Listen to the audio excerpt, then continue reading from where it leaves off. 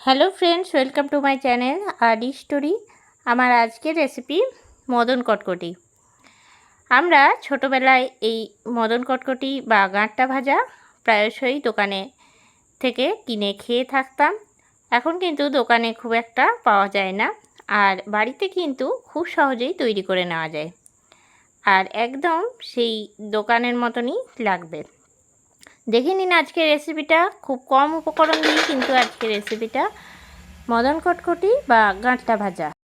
মদন কটকটি তৈরি করার জন্য প্রথমে যে উপকরণটা লাগবে সেটা হচ্ছে ময়দা। এখানে আমি ময়দা নিয়ে নিচ্ছি 1 বাটি। আমি বাটির মাপ করেই দেখাচ্ছি, তাহলে সুবিধা হবে। আমি এখানে ছোট বাটির মাপ করে 1 বাটি ময়দা নিয়ে নিয়েছি, আর এই 1 বাটি ময়দাতেই কিন্তু অনেকটা পরিমাণে মদন কটকটি হবে। ময়দাটা এখন আমি একটা বড় জায়গার মধ্যে ঢেলে নিলাম। এরপরে এর মধ্যে কিছু উপকরণ দিয়ে দিচ্ছি এর মধ্যে কালো জিরে। আমি এখানে 1 চামচ কালো জিরে দিলাম। এরপরে আমি দিয়ে দিচ্ছি আন্দাজ মতন লবণ। লবণটা পরিমাণ মতন দেওয়ার পরে এর মধ্যে দিয়ে দিচ্ছি আমুল দুধ। এর জায়গায় কিন্তু আপনারা লিকুইড দুধও ব্যবহার করতে পারেন, তবে আমুল দুধ দিলে কিন্তু এর টেস্টটা একটু অন্যরকম হয়। তো গুঁড়ো দুধ আমি এখানে দিয়ে দিচ্ছি 2 চামচ। 32 চামচের 2 চামচ আমি এখানে গুঁড়ো দুধ দিয়ে দিলাম। আর যদি লিকুইড দুধ ব্যবহার করেন তাহলে 1 কাপের মাপ করে দিলেই হবে। এরপরে আমি এর মধ্যে দিয়ে দেবো চিনি গুঁড়ো। চিনি গুঁড়ো দিয়ে দিচ্ছি 3 চামচ। বড় চামচের মাপ করে আমি ভর্তি 3 চামচ চিনি গুঁড়ো দিলাম। একটুখানি মিষ্টি না দিলে কিন্তু মদন কটকটিটা খেতে ভালো লাগে না। সব উপকরণগুলো দিয়ে দেওয়ার পরে খুব ভালো করে আমি মিশিয়ে নিচ্ছি।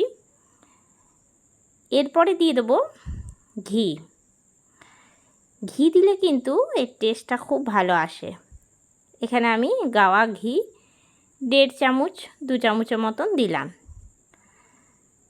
দিয়ে নিয়ে খুব ভালো করে কিন্তু হাত দিয়ে চারপাশে মিশিয়ে নেব।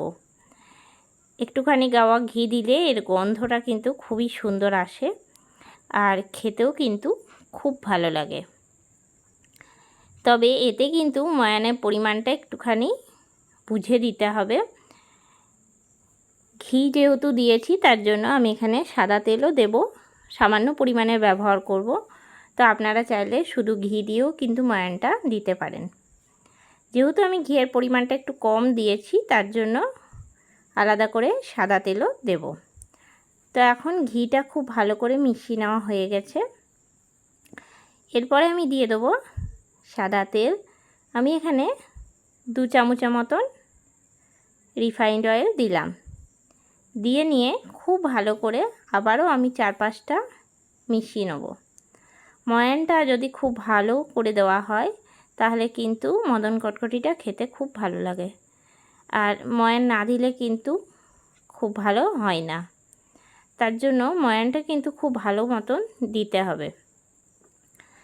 ময়ানটা কিন্তু মিশাতেও হবে চারপাশে খুব ভালো করে, যাতে সব দিকটা একদম ময়ানটা হয়ে যায়। আর হাতের মুঠো করে দেখে নিতে হবে যে ময়ানটা ঠিক হয়েছে কি না। ময়ানটা এখন খুব ভালো করে মিশিয়ে নেওয়া হয়ে গেছে। এবার জল দিয়ে মেখে নেব। আমি এখানে কিন্তু নর্মাল টেম্পারেচারে রাখা জলই দিচ্ছি, খুব গরম জলও ব্যবহার করিনি, আবার খুব ঠান্ডা জলও কিন্তু ব্যবহার করিনি। সামান্য করে জল দেবো আর ময়দাটা কিন্তু মেখে নিচ্ছি। ঠিক যেরকম লুচি পরোটার জন্য আমরা ময়দা মেখে থাকি সেই রকমই কিন্তু ময়দাটা মাখবো। একটু একটু করে জল দিয়ে মেখে নিচ্ছি। ময়দাটা কিন্তু একদম থেসে থেসে মেখে নিচ্ছি। যত ভালো করে মাখাটা হবে তত ভালো কিন্তু এই গাঁটটা ভাজা বা মদন কটকটিটা হবে। খুব ভালো করে আমি থেসে কিন্তু মেখে নিচ্ছি, আর এখন প্রায় মেখে নেওয়া হয়ে গেল। এরপরে আমি এটাকে 10 মিনিটের জন্য ঢাকা দিয়ে দেবো। ময়দাটা কিন্তু খুব বেশি নরমও না, আবার খুব বেশি শক্তও মাখিনি। এখন পুরোপুরিভাবে মেখে নেওয়া হয়ে গেছে। ঢাকা দিয়ে দিচ্ছি 10 মিনিটের জন্য। 10 মিনিট পরে আবার ফিরে আসছি। অন্যদিকে গ্যাসের মধ্যে কড়াই চাপিয়ে নিয়েছি, আর কড়াইয়ের মধ্যে প্রথমে দিয়ে দিচ্ছি রিফাইন্ড অয়েল। এই তেলের মধ্যেই কিন্তু গাঁটটা ভাজা বা মদন ভাজাটা ভেজে নেব। আর এখন 10 মিনিট হয়ে গেছে। 10 মিনিট পরে আমি ঢাকনাটা খুলে নিলাম। আরেকবার খুব ভালো করে হাত দিয়ে মেখে নিচ্ছি, তল ওপর করে এটা একবার ভালো করে ঠেসে নিচ্ছি। এরপরে কিন্তু এর থেকে লেচি কেটে নেব, আর একটুখানি বড় বড় করে কিন্তু আমি এর লইটা বা লেচিটা করব। লেচিটা একটু বড় বড় করে কাটবো, কেননা একটুখানি মোটা মোটা করে গাঁটটা ভাজা বা মদন ভাজাটা কাটতে হয়, তার জন্য একটুখানি বড় লইটা করে নেব। আমি এই এক বাটি ময়দায় 3টে বড় বড় লই করেছি, তো এই 3টে লই কিন্তু অনেকটার মতন হবে। এরপরে আমি বেলে নেব। আপনারা চাইলে তেল দিয়েও বেলে নিতে পারেন, আমি একটুখানি ময়দা দিয়ে বেলছি। ময়দা দিয়ে আমার বেলতে সুবিধা হয়, তার জন্য আমি একটুখানি ময়দা নিয়ে নিয়েছি, ময়দা দিয়ে বেলে নিচ্ছি। আপনারা চাইলে এর জায়গায় তেলও ব্যবহার করতে পারেন। আর বেলাটা কিন্তু খুব বেশি বড় গোল হবে না, বেলবো যখন একটুখানি লম্বা আকার দিয়েই কিন্তু বেলবো, খুব গোল করে কিন্তু বেলবো না। একটুখানি লম্বা করে বেললে কিন্তু কাটতে সুবিধা হবে। আর খুব বেশি কিন্তু বড় করব না, একটুখানি ছোট রাখবো, এতে করে মোটা মোটা করে কাটা হবে। এখন বেলে নেওয়া হয়ে গেছে, এবার আমি কেটে দিচ্ছি ছুরি দিয়ে। তো প্রথমে আমি লম্বা লম্বি কাটবো, আর কাটাটা ঠিক এরকম সোজা করে একদম কেটে নিতে হবে। তারপরে আড়াআড়ি করে কেটে নেব, কেননা এটা কিন্তু একদম চৌকো চৌকো হয়, ঠিক এরকম বুঝেই কিন্তু কাটতে হবে।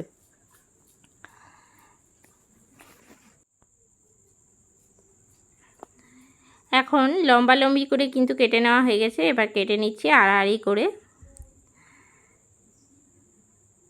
একটুখানি ছোট ছোট টুকরো করে কিন্তু কেটে নেব। আর অন্যদিকে কিন্তু তেলটাও প্রায় গরম হয়ে এসেছে, তবে বলে রাখি তেলটা কিন্তু খুব ধোঁয়া উড়ো গরম হবে না, একদম হালকা গরম হবে। খুব বেশি গরম যদি তেলে দিয়ে দিই তাহলে কিন্তু দেওয়ার সঙ্গে সঙ্গেই এটা কালার চলে আসবে, মানে লাল কালারটা চলে আসবে। তার জন্য হালকা গরম তেলে দিতে হবে, আস্তে আস্তে লাল হবে, আর ভেতরটা একদম মুচমুচে হবে। কেটে নেওয়া হয়ে গেছে, এবার প্লেটের মধ্যে ঢেলে নিচ্ছি। অন্যদিকে তেলটাও কিন্তু হালকা গরম হয়ে গেছে, দিয়ে দিচ্ছি তেলের মধ্যে। গ্যাসের ফ্লেমটা একদম লোতে করে দিচ্ছি।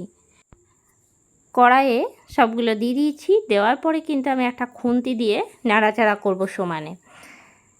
আর যেগুলো গায়ে গায়ে লেগে আছে সেগুলো কিন্তু যখন পুরোপুরি হয়ে আসবে তখন কিন্তু নিজের থেকেই ছেড়ে যাবে। আর খুন্তি দিয়ে আমি কিছু কিছু ভাজতে ভাজতে ছাড়িয়েও নিচ্ছি, আর ছেড়েও যাচ্ছে।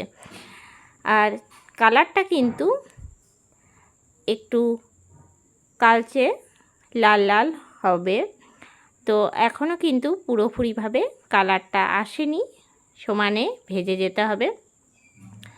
এখন কিন্তু প্রায় হয়ে এসেছে, আর আমি ঝাঁঝরা দিয়ে কিন্তু তুলে নিচ্ছি। তুলে তেলটা কিন্তু ঝরিয়ে নেব। আর কড়াই থেকে তুলে কিন্তু পেপারের মধ্যেও রাখতে পারেন, তাহলে কিন্তু পুরো তেলটাই একদম ঝরে যায়। তো আমি ঝাঁঝরাতে খুব ভালো করে ধরে ঝরিয়ে নিচ্ছি। এবারে আমি একটা থালার মধ্যে রাখলাম। এরপরে আবারও আমি একটা বেলে নিচ্ছি, ওই একই রকমভাবে বেলে নেব। এখন বেলে নেওয়া হয়ে গেছে, আর কেটে নিচ্ছি। একই রকমভাবে লম্বা লম্বি করে কাটবো, আর আড়াই করেও কেটে নেব। তো এখন কিন্তু কেটে নেওয়াটাও আমার প্রায় হয়ে এসেছে। আর অন্যদিকে কিন্তু তেলটাও কিন্তু গরম হয়ে গেছে, তেলের মধ্যে দিয়ে দেবো। যেমনটা বললাম, কড়াই তেলটা একদম হালকা গরম থাকবে, আর গ্যাসের ফ্লেমটা লোতে থাকবে, সেই অবস্থায় কিন্তু দিয়ে দিতে হবে। আর দিয়ে নিয়ে সমানে নাড়াচাড়া করব। ঠিক কালচে লাল কালারটা এলেই কিন্তু তুলে নিতে হবে। আর একটুখানি লাল লাল করলে কিন্তু দেখতেও খুব সুন্দর লাগে আর খেতেও কিন্তু খুব সুন্দর লাগে। তো এইবারেরগুলো কিন্তু আমার হয়ে গেছে, আর আমি ঝাঁঝাই করে তুলে তেলটা ঝরিয়ে নিচ্ছি। আর বাকি যেটুকু আছে সেটাও আমি কিন্তু করে নিচ্ছি। তৈরি হয়ে গেল আমার আজকের রেসিপি মদন কটকটি বা কাটলা ভাজা। সকালে বা বিকেলে চায়ের সঙ্গে খেতে কিন্তু দারুণ লাগে, বা শুধু মুখেও যদি খান তাহলে কিন্তু দারুণ স্বাদের। কেমন লাগলো আজকের এই রেসিপিটা অবশ্যই আমাকে কমেন্ট করে জানাবেন। রেসিপিটা ভালো লেগে থাকলে লাইক করবেন, শেয়ার করবেন। এই চ্যানেলে নতুন বন্ধু হয়ে থাকলে চ্যানেলটা সাবস্ক্রাইব করার অনুরোধ রইল। পাশে থাকা বেল আইকনটা প্রেস করে রাখবেন সবার আগে নোটিফিকেশন পাওয়ার জন্য। আবারও কোনো নতুন রেসিপি নিয়ে হাজির হব। সঙ্গে থাকুন আর দেখতে থাকুন। সবাই ভালো থাকবেন, সুস্থ থাকবেন। ধন্যবাদ।